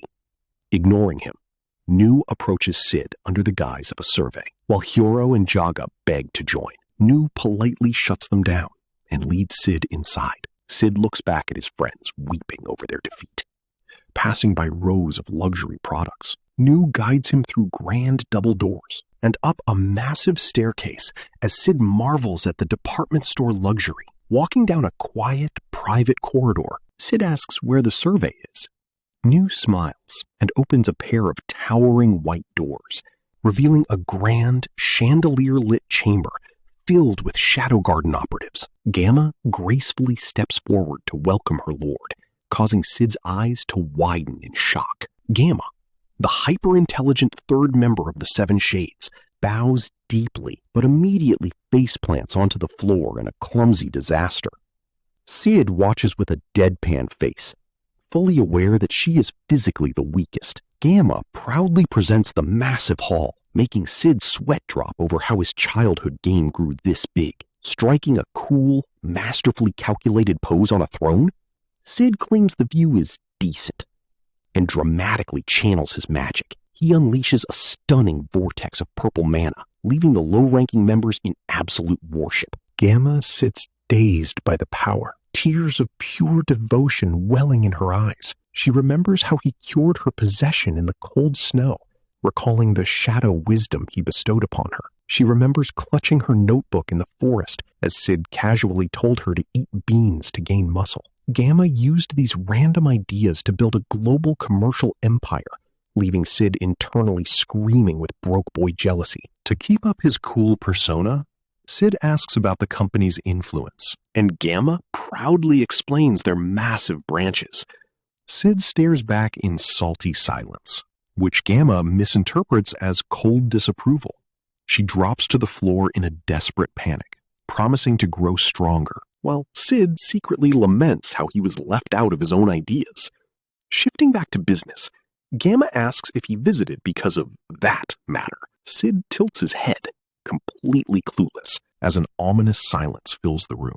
Gamma apologizes for not yet finding the black-clad slasher who claims to be from Shadow Garden. Cid sits up in genuine surprise, immediately suspecting his violent ex-girlfriend and recalling how she tried to chop him up. Feigning omniscience, Cid smirks and claims he has a hunch. Gamma gasps in sheer awe, admiring his unparalleled intellect before introducing Nu as their capable new recruit. Cid nods mysteriously, offering a final, lingering look as Nu bows politely. Shifting back to the elegant Mitsugoshi Trading main counter, Cid is busy working his ordinary mob guys to purchase cheap chocolates from Gamma, who gladly provides them for free. Outside, Jaga frantically runs to avoid getting locked out of the academy, while Hiyoro urges a leisurely Cid to hurry up. As the sun completely sinks below the horizon, Jaga inquisitively asks what took so long, and Cid claims the survey simply lasted that long. Jaga shrugs, asking if he got his chocolates. Suddenly, Cid hears the faint, sharp clashing of steel in a nearby alley. Hiyoro yells in confusion as Cid freezes, completely focused on the sound of a sword. Resolving to hunt down the fake Shadow Garden member, Cid dramatically tells his friends to go on without him. He then clenches his fists, screaming that he has a life-or-death diarrhea emergency, which leaves Hyoro in absolute slack-jawed shock. Jaga begs him not to stay behind, but Cid insists that he must settle this battle alone. Hyoro asks if he's truly about to burst, while Jaga frantically questions if he's choosing dignity over curfew. Cid simply groans in mock agony and tells them to leave him, forcing Jaga and Hyoro to reluctantly run. Sprinting away in tears, Hyoro vows never to forget him, while Jaga yells that they'll be friends even if he ends up shitting in the streets. Crouching low, Cid yells for them to fly, leaving the cobblestone street dead silent. Darting into the shadows to trace the conflict, Cid's eyes widen as he spots Princess Alexia. He quickly hides, wondering what on earth went wrong in her life to make her the slasher. Further down the alley, Alexia confidently demands her opponent to give up, but a hooded figure mutters, "Shadow Garden." Cid watches in disbelief as more hooded cultists emerge to encircle the princess. Alexia demands to know why they are attacking innocents and what Shadow's true goals are. Hearing their clumsy performance, Cid's internal monologue absolutely dies of secondhand cringe at their incredibly low-budget knockoff routine. It's like watching a modern gamer witness a cheap mobile ad copy their favorite MMORPG. Alexia grips her sword as the tension peaks, and the imposters close in. Nervous, but trying to maintain a brave front, she is blindsided when the lead attacker lunges with blinding speed. The strike sends her reeling backward as blood spills from her lips, leaving our favorite wicked princess completely overwhelmed and at the mercy of some very bad actors. Yo, what is up, guys? Under the cover of pitch black darkness, a gang of sketchy, hooded copycats ambushes Princess Alexia in a classic narrow stone-paved alleyway trope. Suddenly, the lead attacker activates his speed hacks, lunging forward with blinding velocity to strike Alexia and send blood flying from her lips as she reels backward from the devastating blow. She collapses to her knees on the hard stone ground, clutching her HP bar and struggling to hold on to her sword. Looking up at the towering figure looming over her with a raised weapon, she drops her tough act, cowers in terror, and begs for her life. But wait, it's a total bait and switch. As the dummy lunges downward to finish her off, Alexia drops the damsel act and counters with a savage midair kick directly to his chest. Spitting blood, she taunts her attacker with premium gamer energy. Like I'd ever say that for real.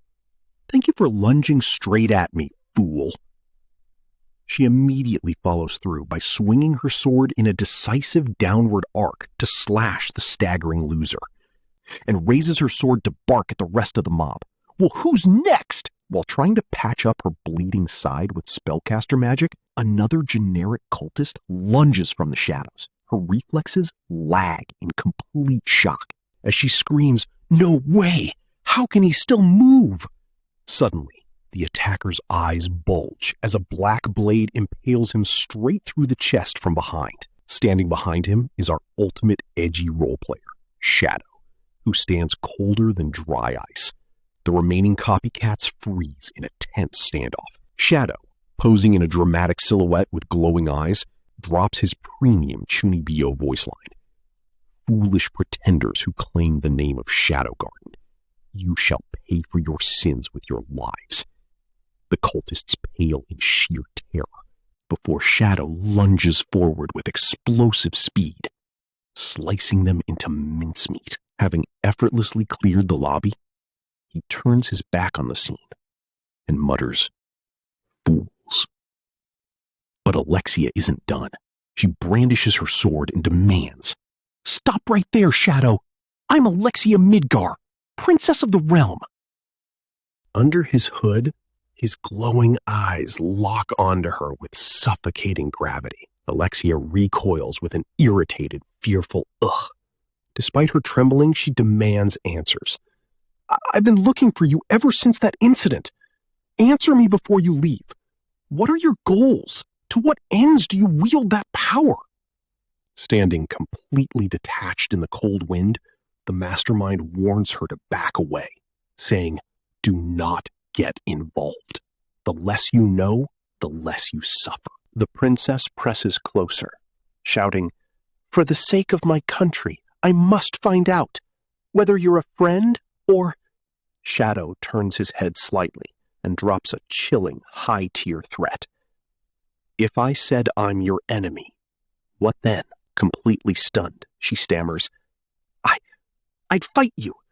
Maybe I can't match you now," and tearfully vows to protect her sister and friend.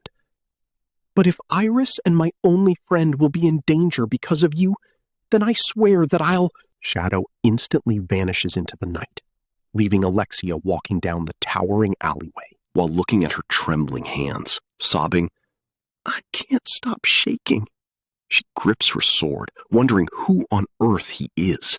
Gazing up at the glowing moon casting light over the rooftops, she whispers, "Are you?"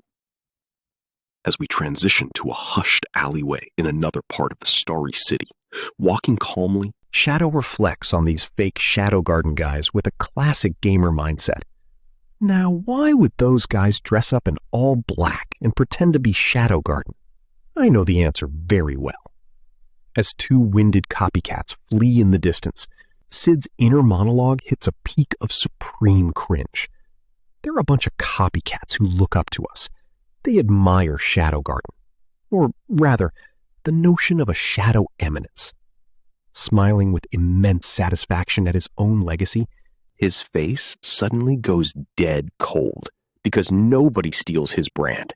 But I will not tolerate these fakers. To do so would be to throw away my identity as a shadow eminence. Because just as this guy here is a shadow eminence, he strikes a ridiculously dramatic pose. He declares, "I too am an eminence of shadows." Suddenly, his actual subordinate Nu steps out from the dark, gushing over him with an "Amazing work, Lord Shadow," as her heels clack on the cobblestones. Posing like an absolute lord, he commands her, "Do not fail me." Nu bows deeply, offering her solemn vow to clean up the trash and gather intel. "Yes, my lord. You apprehended them with amazing swiftness. Please, leave the rest to me. I will find out what they know." Before leaving, Shadow executes a blindingly fast slash, disarming a hiding copycat who stumbles back in absolute shock. The attacker screams, "Ah, arg!" as his fingers are sliced off in a spray of crimson and clatter onto the floor.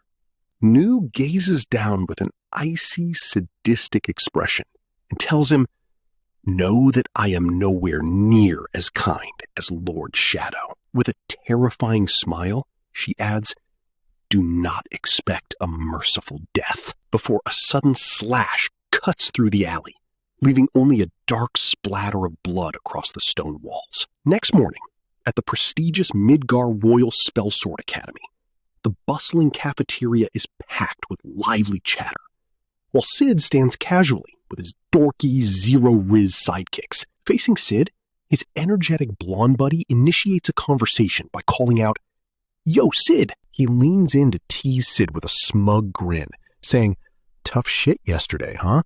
At least your dignity is still in one piece." Directly beside him, the buzzed hair friend joins the roast, commenting, "Your humanity was really in peril there." Cid, maintaining a completely deadpan poker face, responds in a flat tone, "Yeah, good thing you two were there to help." Suddenly, the blonde guy erupts with explosive, over-the-top hero pose energy, roaring, "The plan is in motion!" Holding up a small gift wrapped like a classic visual novel quest item, the buzzed-haired friend echoes the hype by screaming, "Operation Lady Killer with a present!" The blonde buddy quickly calms down, resting his chin on his hand with a confident, scheming smirk as he says, "But that's enough shit-talking." He points toward a table where a girl with long, wavy, reddish-brown hair is eating alone, declaring, "My target is right over there. She always eats alone, so I'm sure wooing her will be easy." Meanwhile, The buzzed hair guy points to a blonde student nearby, bragging, "And I will go for that girl. I've already researched everything there is to know." With a creepy, excited grin, he proudly raises a single finger to detail his invasive stalker background check, listing her social circles, room number, favorite food, body measurements, the color of her panties. The blonde buddy smiles brightly and turns to Cid to ask, "Oh, nice going. What about you, Cid?" Cid, looking absolutely bored and holding a small chocolate box with a blank expression, mutters, "I'll just give it to some rando." The blonde friend immediately charges forward with cartoonish energy, leaving Cid behind, while yelling, "Well, there's no time to waste! Charge!" Running alongside him, the buzzed hair friend screams with confident, somewhat misplaced hope, "The next time we meet, we'll all have girlfriends!" A short while later, Cid is standing completely unfazed in the academy hallway, while a screaming crowd of annoyed students surrounds him, yelling, "Cha! It's him! The stalker!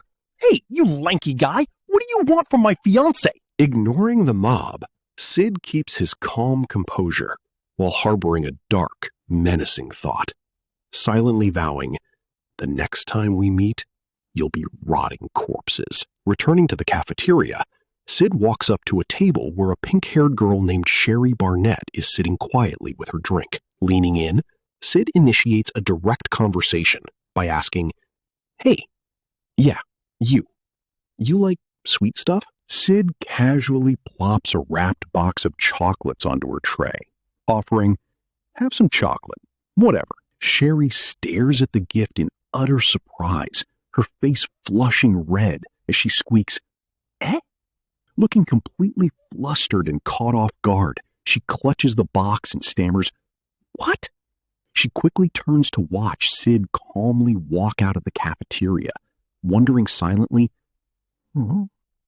Later that evening, Sherry is sitting alone at her cluttered desk in a quiet, dimly lit library, surrounded by ancient research materials. Holding up a piece of chocolate to examine it with deep curiosity, she thinks, what could this be? Her thoughts are interrupted as Vice Principal Ruslan Barnett stands in the doorway with a warm, inquisitive smile, asking, "Oh, Sherry, where did you get that chocolate?" Startled, Sherry straightens her posture, stammering, "Vice Principal Ruslan? Father?" Embarrassed, she soft explains, "This was given to me by a boy. I don't know." Ruslan chuckles with an amused expression, noting, "Oh, so it was a present." Sherry looks down in genuine confusion, questioning, "A present? But why?" Ruslan walks closer with a gentle, fatherly smile, suggesting he must have fallen in love with you at first sight.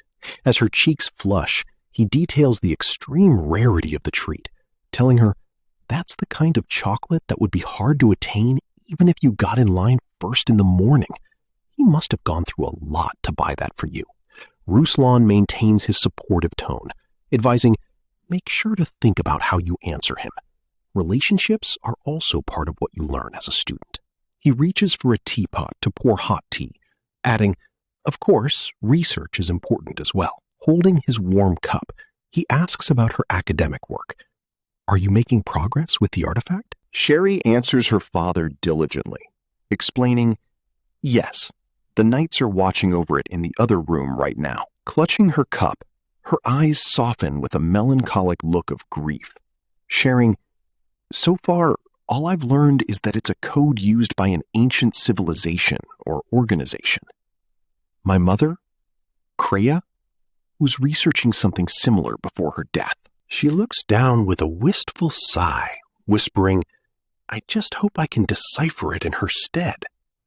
Ruslan smiles warmly to encourage her, saying, with your smarts, I'm sure you can. After all, you even have a chance to study abroad in the Science City, Regawis. But suddenly, Ruslan doubles over in a violent, harsh coughing fit, dropping his cup while Sherry shrieks in terror.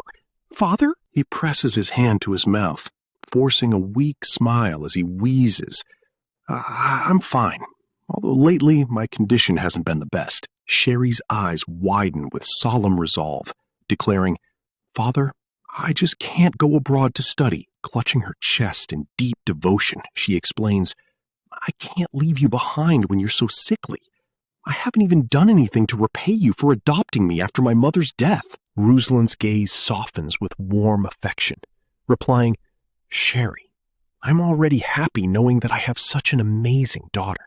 He stands tall and urges her to prioritize her own path, insisting, You must think of your own future first and foremost. Pointing to the chocolate, he gives his final instruction, adding, And make sure to try that chocolate. Sherry hesitates briefly before taking a soft, quiet bite of the sweet treat. She stands entirely alone in the quiet, book-lined library, letting a gentle, content smile spread across her face as a single tear escapes her eye. The next afternoon, the bright sun shines over the grand estate of the Midgar Spellsword Academy as Cid walks alone through the school courtyard, feeling slightly downtrodden. He grumbles about his friends being hospitalized, but a soft voice suddenly interrupts his thoughts, calling out, Excuse me. Startled, he turns his head, immediately recognizing the speaker as new, disguised in a remarkably plain uniform with round glasses and fluffy pom-poms. Cid turns fully to her in confusion, asking, New? Right? What's with that getup? New offers a polite, demure smile, explaining that it's a secret disguise to avoid suspicion. It's a disguise. I shouldn't be suspicious here in this uniform. Leaning in with a playful warning, she whispers, This is a secret from Lady Gamma. If she knew that I'm infiltrating the school during daytime, she'd be very angry. Cid notes her completely different vibe as they walk, saying, Sure, you do give off a different vibe, though. New smiles confidently, explaining she refined her makeup skills in her past life. It's sort of a skill from my past life. I'm good at applying makeup. At the company, I'm trying to look more mature.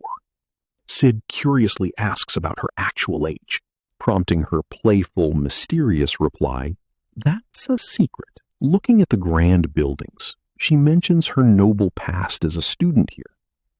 I used to be the daughter of a marquis, so I had my Cid curiously asks about her actual age, prompting her playful, mysterious reply, That's a secret.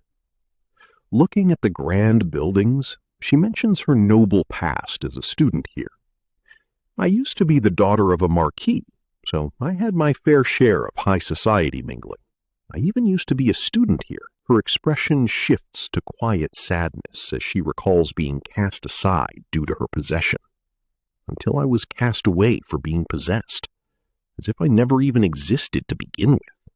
But the sadness fades, and she turns warmly to him, stating she's much happier now. I came all the way to this campus to reminisce about old times, but I suppose I'm much happier now. Gazing affectionately at him, she feels profound gratitude, declaring, Yes, I have companions now who share the same ambitions, with my respected and beloved lord right beside me. Her face grows serious as she delivers her formal report, saying, Now, as for the people I interrogated, I wasn't able to get much information out of them.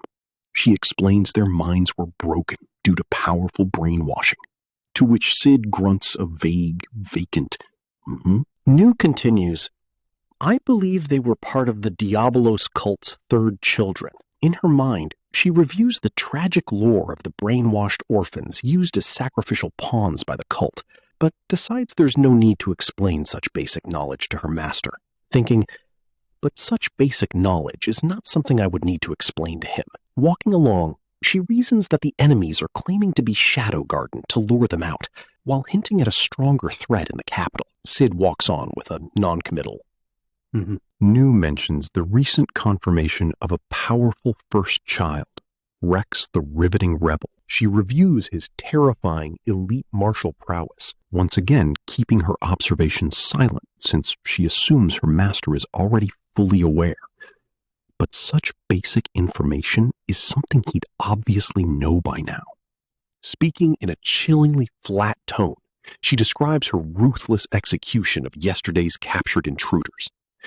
As for the fools from yesterday, I hung them in the city. She stands partially shrouded in shadows, stating it should serve as a warning. Warning that the cult is definitely plotting something. She bows respectfully, promising, I'm certain you're already well aware of many details, but I shall report anything new I find. Cid walks on looking completely blank, while the narrator dryly points out he is certainly not aware of anything. Meanwhile, inside a quiet, dimly lit royal bedroom, Princess Iris Midgar stands watchfully at the bedside of her younger sister, Princess Alexia, crossing her arms in stern thought. Iris ponders the slashers, saying, I see. So the slashers didn't belong to Shadow Garden. They were just pretending to. Propped up in bed, Alexia responds, That's what Shadow said. Iris sighs in frustration at their lack of intelligence on the mysterious group, admitting they know nothing. She recalls her fleeting memory of encountering Alpha during the crisis, thinking, during the incident, I came across a spell sword called Alpha. Remembering how the mysterious elf girl effortlessly neutralized the threat, she adds, she dealt with the monster in just one strike. That one must have been from Shadow Garden as well. Sitting beside the bed, Iris shares the concerning reports, saying, other reports also indicate that their organization is extremely powerful. But that's all we know. Alexia proposes a potential lead. Shadow was fighting against the Diabolus cult. Perhaps they would have some clues? Iris reaches for the medicine bottles as she resolves to act. Yes, they're certainly not just a simple religious group. I will look into them. She boasts about the Crimson Knights, saying, thankfully, the Crimson Knights have as many as 8 very capable members. Alexia retorts with a deadpan, unimpressed look. You mean only 8? Desperate to warn her sister, Alexia sits up quickly and clutches her sheets, asking, Iris, which one is the Crimson Knight's enemy? Is it the Diabolos cult or Shadow Garden? Her voice rises to a frantic, terrified shout as she recalls the blood-red sky. We cannot fight Shadow. You saw the explosion that painted the night sky red with blood? But Iris dismisses the warning with absolute composure, saying, we already agreed that it was the artifact going out of control. No human is capable of releasing such power. Alexia gasps in helpless, pained frustration. That's not... Iris coldly brushes off her claims as confusion from captivity, saying, I'm sure your memories are just hazy, because you'd been locked up for days by that point. Placing a toy bear next to her sister to urge her to rest, Alexia grumbles. I don't need this bear plushie, though. Iris pauses and turns her back, declaring with commanding authority, about the Crimson Knight's enemy, it's both. Anyone who threatens to bring harm to this country will not be allowed to roam free. Far away at the academy, Sherry Barnett rests her head tiredly against her arms at her desk, resolving to stay strong by her window, beside a mysterious dark-haired woman, while declaring, no matter what goes down in the future. Meanwhile, Cid Kagenou swirls a wine glass in his dimly lit room with peak theatrical intensity, gazing out over the moonlit rooftops to finish his dramatic monologue with a flourish. No matter what conspiracy looms above our heads. We kick off right in the middle of the school's premier PvP tournament, where the stadium is absolutely buzzing with peak hype. Up on the VIP stage, the student council president and certified try-hard princess, Rose Oriana, is giving her grand opening speech, telling everyone to play nice and try not to get themselves hospitalized. Down on the dirt, our boy Cid is already mentally roasting her for putting on such a masterclass in textbook heroine behavior, completely unfazed by the announcer suddenly screaming his and Rose's match pairings over the speakers. See, this biennial tournament is a massive deal for local spell swords, and the crowd is already aggressively backing Rose to absolutely demolish Cid. Cid, ever the connoisseur of generic background character tropes, sizes her up as the ultimate Oriana Kingdom import, whose sheer visual appeal turns any frame into a literal cinematic masterpiece. He knows she is basically the high-tier boss, second only to Princess Iris, a total main character archetype. Now, any rational, low-spec mob player would just forfeit to avoid getting put in a highlight reel, but Cid's brain is wired differently. He realizes this is the holy grail of background character design, the legendary first-round jobber who gets instantly deleted by the boss. He starts shaking with pure, unadulterated gamer adrenaline. Rose, bless her heart, thinks the poor guy is having a literal panic attack and kindly asks if he's nervous, prompting a flustered Cid to stammer out a lame agreement. She raises her rapier into a flawless combat stance, telling him to just relax and have a fair fight.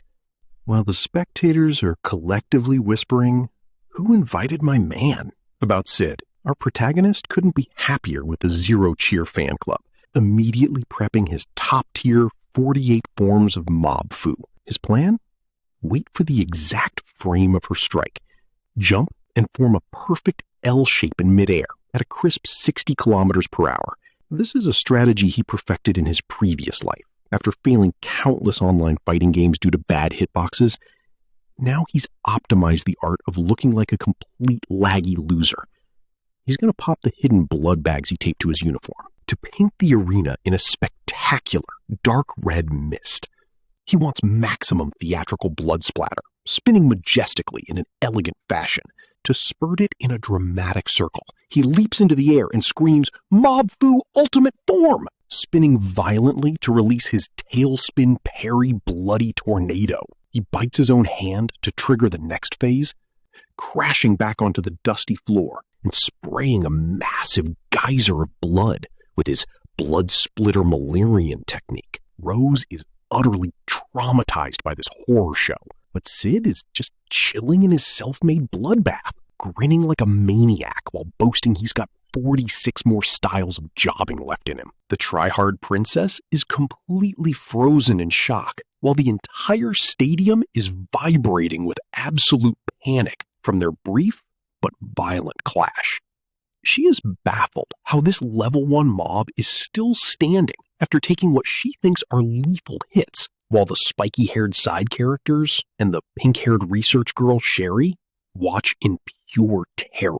Rose assumes his body must have hit its absolute limit, but the crowd is completely buying into the classic indomitable human spirit anime trope. She begs him to stop, but Cid just gives her a bloody edgelord smirk, making the spectator swoon at his sheer grit. Rose stares at him, convinced she's looking at someone who can't afford to lose, no matter what. Respecting his supposed legendary resolve, she decides to activate her ultimate skill to meet him with respect and focus, charging forward like a lightning bolt.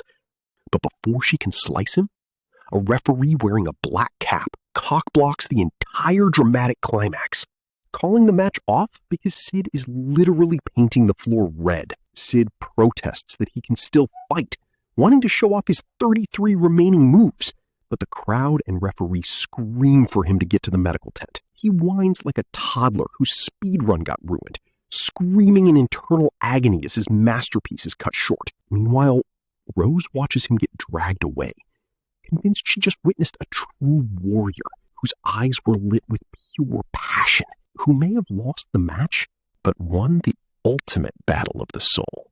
Cut to a quiet school hallway under a fancy chandelier, where Cid, looking like an extra from a slasher film, is busy clutching his head.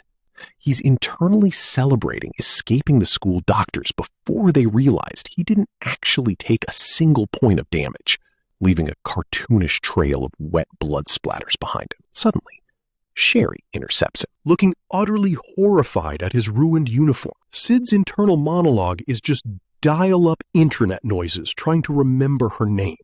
but Sherry is practically sparkling, telling him how cool he was for standing back up.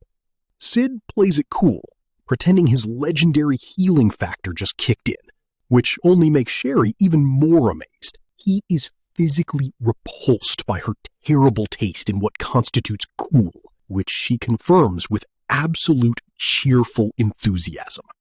Cid immediately labels her as a fellow mob character with a severely warped radar. Then she hits him with the classic romance sim event. She hands him some homemade cookies and asks if they can be friends.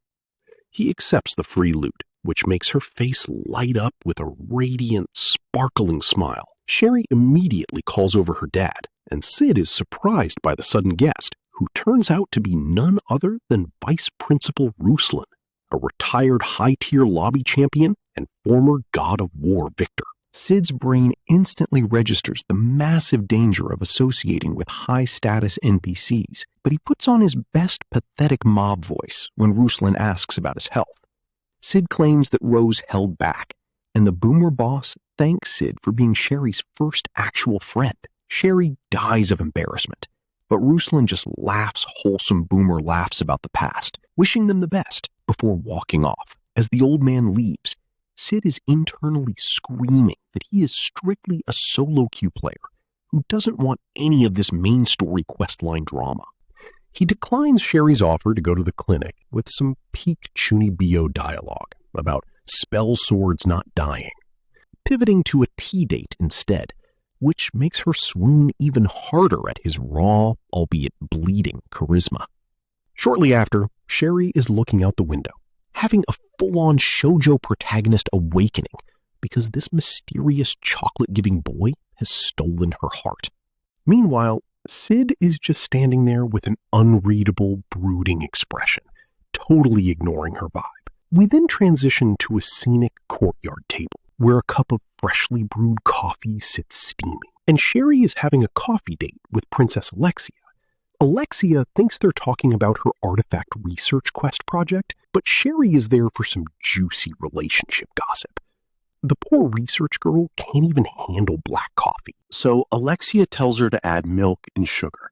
Sherry dumps an ungodly amount of milk and sugar into her cup like an absolute chaotic gremlin, before stuffing her face with snacks. When Alexia mentions how hard it is to get Mitsugoshi stock, Sherry's eyes spark with excitement as she boasts about how good they taste, having received them as a present. She blushes, dropping Cid's name as the gift giver, making her cheeks flush with warmth. Alexia nearly chokes on her tea, her toxic ex-girlfriend sensors immediately firing off at the mention of her former pooch. Sherry, totally oblivious to the red flags, happily boasts about becoming friends with him, before asking if the rumors about them dating were true. Alexia deadpans that they were just clout-chasing co-conspirators, which fills Sherry with enough romantic hope to practically power the entire kingdom. She's so hyped, she thanks Alexia and vows to speedrun her artifact research right before a loud, window-shattering noise interrupts their peaceful tea party. The next day, we're trapped in a cramped, stuffy lecture hall where the student collective is aggressively complaining about being held hostage after hours, with Cid sitting quietly in his uniform. They ask why they can't go home until Cid's background buddies, Jaga and Hyoro, explain that they're stuck waiting for some boring student council election speeches. Hyoro groans in sheer boredom. Right on cue, Rose Oriana glides in like she's walking a red carpet, taking the podium to address the captive audience. Cid is in the back doing a lazy golf clap, fully convinced he has successfully wiped his threat meter and that she won't even remember him. Rose stands tall at the podium, flashing a gorgeous, sweet smile at the crowd, prompting a delusional blonde classmate next to Cid to assume she is desperately thirsting for him. Cid just hits him with the most NPC tier, "Ain't that the truth?" response. The classmate continues his delusional musings, prompting another monotone response from Cid. The guy spirals into his main character delusion, earning one final mechanic reaction from Cid. But then Cid's danger radar spikes, making his classmate ask what's wrong. Rose keeps her gaze fixed right on their section, shutting down any delusional hopes. Under the desk, Cid tries to channel his mana, only to realize he's been hit with a massive area of effect magic silence debuff while his classmate keeps pestering him. Before he can even formulate a strategy to escape, his survival instincts warn him that a threat is arriving. The front wall of the lecture hall literally detonates into a million splinters. The room descends into absolute panic, with side characters screaming bloody murder as heavy combat boots step through the smoke. Terrified schoolgirls are crying for help, while a girl with glasses shrieks in disbelief. All while Cid watches a bunch of edgy, cloaked terrorists brandish their swords. The lead terrorist proudly announces that they are Shadow Garden, and that the Academy is officially under new management. Now, any sane student would be praying for their life, but Cid's face lights up with the absolute purest joy imaginable. While Rose is desperately trying to protect her classmates in shock, Cid is internally celebrating because he's ultimate wet dream cliché, the classic school hostage situation, is finally happening, setting the stage for a glorious siege. The video ends here, but the story isn't over yet. Like the video if you're ready for the next part.